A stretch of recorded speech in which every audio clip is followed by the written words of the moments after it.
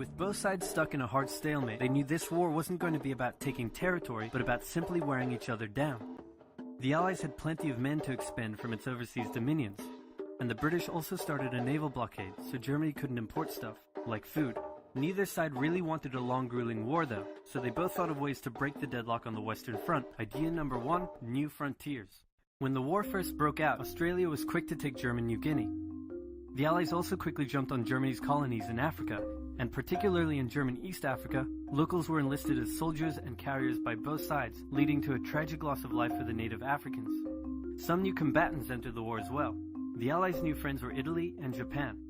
Japan was busy building itself an empire, so it was more than happy to take away German islands and colonies in East Asia. Italy actually had an alliance with Germany and Austria-Hungary before the war, but after some tense relations, and then the Allies promising to give them some of Austria-Hungary's stuff, they switched sides. Italy opened up a front in the mountains here, but like everyone else, they were stuck in stalemate for most of the war. The Central Powers' new friend was a struggling empire in the Middle East. The Ottomans were divided on whether to actually join the war or not, since they had been exhausted by the recent Balkan Wars. Some of the politicians who did want to join went off on their own and fired some shells at Russia, and then came back and said, whoops, looks like we're at war now. The Ottoman entry into the war was of particular concern to the British, since the Middle East was full of oil, and Britain wanted all of that oil. First, the Ottomans tried to attack Russia in the Caucasus Mountains, but they weren't prepared for the cold, and many of them froze to death. Then they crossed miles of desert to take the Suez Canal from the British, but that failed too. Then the Allies tried to take the Dardanelles at Gallipoli in a long and hard trench warfare campaign, but that also failed. The Ottomans blamed their initial losses on the ethnic Armenians living within Ottoman territory, and the resulting Armenian genocide led to the deaths of 1.5 million people.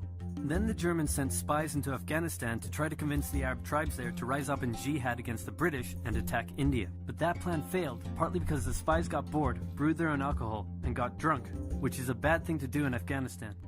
All these new frontiers hadn't done much to change the war. Aware that the Allies had more men and supplies than them, the Germans knew they had to do something to break the stalemate. Before the war, there was a big conference that set out the rules of modern warfare. No chemical weapons, no killing civilians. Basically, don't be jerks. The Germans held a meeting and decided to be jerks. Zeppelin air raids commenced over British cities. They also started attacking the Allied trenches with chlorine gas, and they used submarines to sink civilian ships. One such civilian ship was the Lusitania, which had 159 Americans on board when it was sunk, further swaying US opinion against the Germans. Not to be completely unfair to the Germans, the Allies also engaged in chemical warfare soon after, and they had been hiding anti-submarine weapons on their civilian ships, which let the Germans justify their attacks.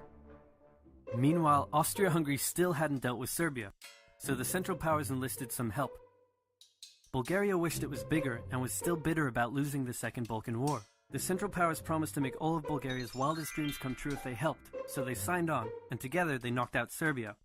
The Serbian troops retreated through Albania, which was neutral but had some ties to Austria-Hungary. So Austria-Hungary entered Albania in a friendly invasion to chase down the Serbians, many of whom escaped by sea. It's 1916, and a lot is happening.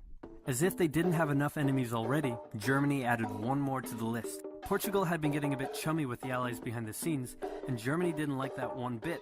Around the same time, the only sea battle of the war happened. Both sides had a new powerful class of battleships called dreadnoughts, but they were so expensive to build that neither side wanted to risk losing them in a battle, so they kept them in port, except for one time when they had a big fight and a bunch of them got damaged, so they didn't try that again. The UK started conscripting men to the army, so they had plenty of reserves, which is just as well because the Western Front was about to get brutal. The longest and one of the bloodiest battles of the war started when the Germans launched an attack around the French city of Verdun. The French defended it desperately, leading to hundreds of thousands of casualties. Under pressure, the French called on its allies to do something to draw the Germans' attention away, so the British started their own long and brutal fight, the Battle of the Somme, with 60,000 British casualties on just the first day. It was also here that the British first used one crazy brand new piece of sci-fi technology. The Russians had been getting pushed back further and further into their own territory, but in response to the French call for help, they began a huge offensive, and did really well until they ran out of supplies and got stuck. Seeing how well the Russians had been doing, Romania decided now would be a great time to jump in and win the war, and then they got pounded. The Greeks were fighting amongst themselves about whether to join the war or not. The king liked the Central Powers, while the Prime Minister wanted to join the Allies. After a brief national schism, during which the country split into two, the king finally abdicated and the country reunited. With Allied help, they began a new offensive. In the Middle East, Russia was pushing into Ottoman territory from the north. The British had also made a landing in Mesopotamia to protect Persia's oil fields, and they had also sent a small army up the Tigris River to try to take Baghdad, but the army got sieged in the town of Kut along the way and eventually surrendered. A new offensive was launched from the south with all-out desert warfare. The offensive was aided by one famous British officer, better known as Lawrence of Arabia, who helped lead the Arab tribes in a revolt that wreaked havoc on the Ottoman supply lines. By the time 1917 rolled around, everyone was exhausted. There were mutinies in the French army, the German populace was starving, and the war had drained all of Russia's supplies. There was no clear winner, and it was still anyone's war. The only question now was, who was going to break first? And the answer was Russia. Tired of not eating and mad that a crazy magic homeless guy was calling some of the shots, there was an uprising in Petrograd complete with riots and strikes. The riots turned into a full-scale revolution and a new government overthrew the Tsar. Then a few months later, the Bolsheviks overthrew the new government, and they pulled Russia out of the war. This was great news for Germany, who now only had to focus on the Western Front. But there was still one problem. The pesky United States of America was looking increasingly like it was going to join the war. America had been selling supplies to the Allies throughout the war and was getting super rich off the back of it, meaning it was in fantastic shape and was dangerous to the Germans. So Germany sent a telegram to Mexico saying, wouldn't it be crazy cool if you guys attacked America? But the British intercepted the message, showed it to the Americans, and that was the final straw. American troops began shipping out to Europe. This was terrible news for Germany, and they knew their only hope now was to force France and the UK to surrender before the fresh American troops arrived. It was now or never, so they started one final attack.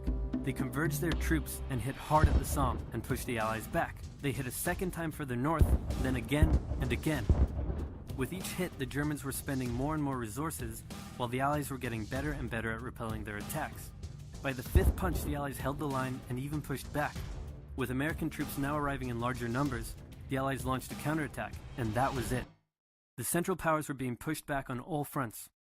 Bulgaria collapsed first, followed by the Ottoman Empire, then Austria-Hungary, and finally on November 11, 1918, at 11 o'clock, Germany surrendered. At the peace treaty, Germany was forced to reduce its military, accept war guilt, and pay the bill for the war. After indescribable suffering and millions dead, the world learnt its lesson and never had such an awful war again. For about 20 years.